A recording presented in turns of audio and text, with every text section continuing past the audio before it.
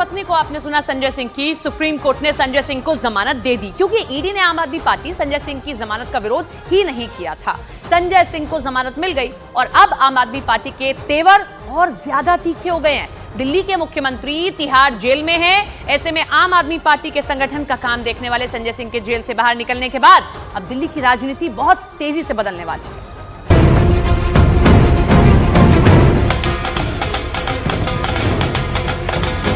जैसा आर्गुमेंट चला है उस आधार पे संजय सिंह के खिलाफ कोई सबूत नहीं। सत्य की जीत हुई है, इसलिए मुझे न्यायिक पे भरोसा था।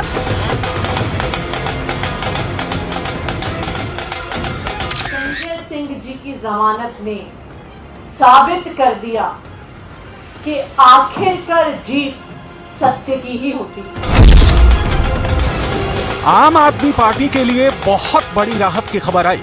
संजय सिंह को सुप्रीम कोर्ट ने जमानत दे दी है। जमानत मिलने के बाद ही आम आदमी पार्टी ने एक प्रेस कॉन्फ्रेंस की और सत्य की विजय होने की दुहाई। दूसरी तरफ इसके पलटवार में बीजेपी ने भी एक प्रेस कॉन्फ्रेंस की और बताया कि जमानत मिलने का मतलब ये नहीं कि घोटाला नहीं हुआ है और अब वो दोष मुक्त हो गए हैं। आम आदमी पार्टी का विरोध करने वालों की तरफ से एक बात लगातार कही जा रही थी कि मामला इतना संगीन है कि शराब घोटाले में अब तक किसी को जमानत नहीं मिल पाई है। लेकिन संजय सिंह के जमानत के बाद अब अलग तरह की राजनीति शुरू हो गई है। इस राजनीति की सारी परतें हम खोलने वाले हैं। 6 महीने से संजय सिंह जेल में थे। 4 अक्टूबर 2023 को संजय सिंह को ईडी ने गिरफ्तार किया था। मंगलवार को सुप्रीम कोर्ट में संजय सिंह की जमानत पर सुनवाई होनी थी। तो कैसे ये जमानत मिली, आपको ये भी समझना चाहिए। हम आपको ग्राफिक्स दिखाते हैं और समझाते हैं कि आखिर संजय सिंह को जमानत कैसे मिल गई। देखिए जरा, संजय सिंह को हिरासत में रखना जरूरी है, ये पूछा गया कोर्ट ने, ईडी से पूछा। 6 महीने से संजय सिंह को जेल में रखा हुआ है और इसी के साथ कोर्ट ने ये कहा कि संजय सिंह के पास कोई पैसा नहीं मिला है। ये कोर्ट की ओर से कहा गया, पूछा गया ईडी से। ईडी ने जमानत का विरोध नहीं किया। अब इन सारे सवालों के जवाब में ईडी ने कोई विरोध नहीं किया। कोर्ट ने संजय सिंह को जमानत इसीलिए मुहैया करा दी कि ठीक है, जमानत दी जा सकती है। संजय सिंह को हिरासत में रखना जरूरी है क्या, ये कोर्ट ने पूछा। 6 महीने से संजय सिंह को अपने जेल में रखा हुआ है और ऐसे में ईडी ने भी किसी तरीके का कोई विरोध नहीं किया और शायद इसीलिए संजय सिंह को 6 महीने बाद जमानत इस पूरे मामले में मिल गई है। लेकिन मनीष सिसोदिया, अरविंद केजरीवाल अभी भी ईडी की गिरफ्त में।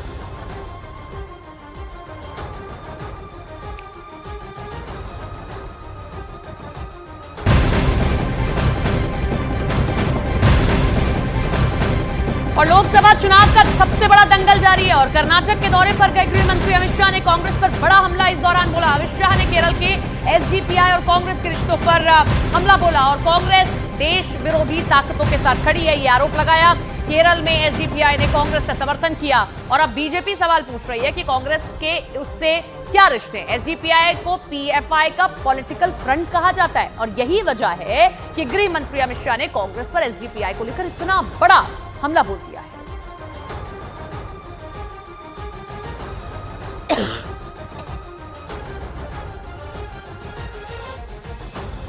क्या लगता है सर आपको, बीजेपी सक्सेसफुली ओल्ड मैसूर में इनरोड्स कर पाया है?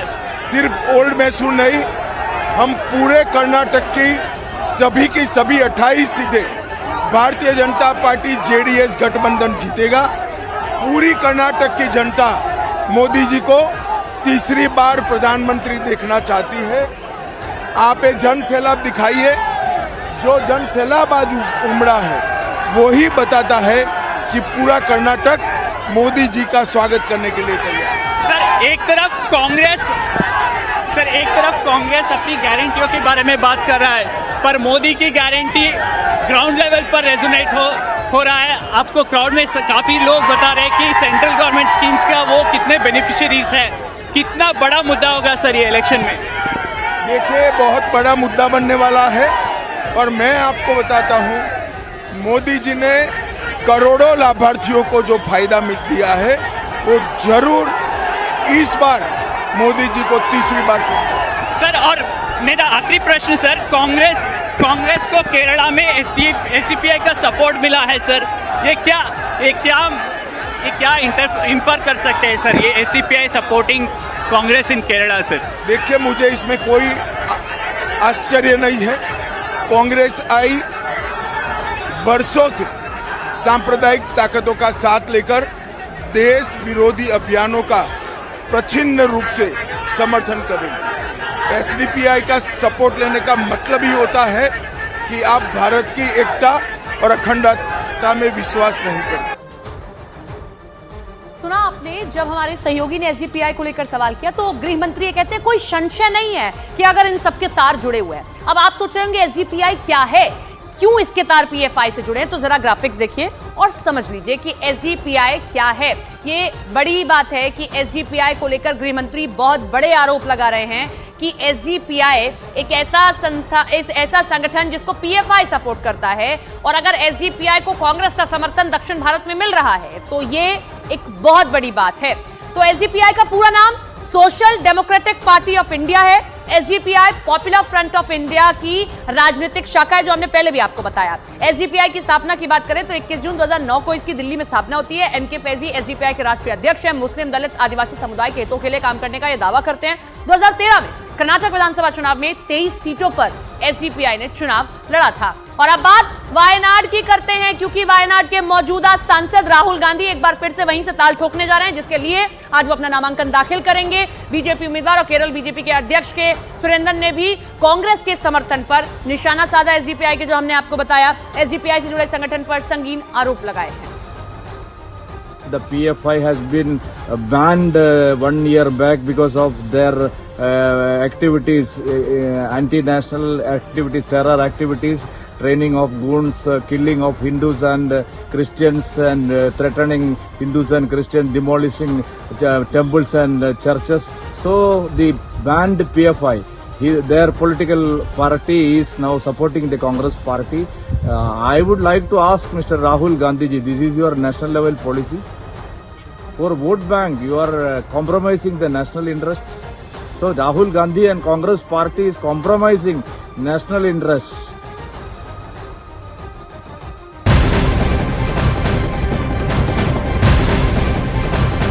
के सुरेंद्रन दरअसल वायनाड से भारतीय जनता पार्टी के उम्मीदवार हैं, जो एसडीपीआई को लेकर राहुल गांधी और उनकी पार्टी पर आरोप लगा रहे थे गंभीर। लेकिन वहीं आपको बता दें, आज वायनाड में कांग्रेस का एक बड़ा रोड शो है, क्योंकि कांग्रेस के सबसे बड़े नेता राहुल गांधी, जो वहां से चुनावी ताल ठोक रहे हैं, जो मौजूदा समय में भी वहीं से सांसद हैं, वो आज अपना नामांकन दाखिल करेंगे। और इस दौरान उनके साथ उनकी बहन प्रियंका गांधी वाड्रा भी मौजूद रहेंगी। कई और बड़े नेता आपको कांग्रेस से दिखाई देंगे उनके साथ में, और बड़ा रोड शो किया जाएगा और उसके बाद नामांकन दाखिल किया जाएगा। इस बार संशय बना हुआ था कि क्या वायनाड फिर से जाने वाले हैं या अमेठी से चुनाव लड़ेंगे। तो उसके बाद जब सूची आई तो साफ हो गया कि वो वायनाड जो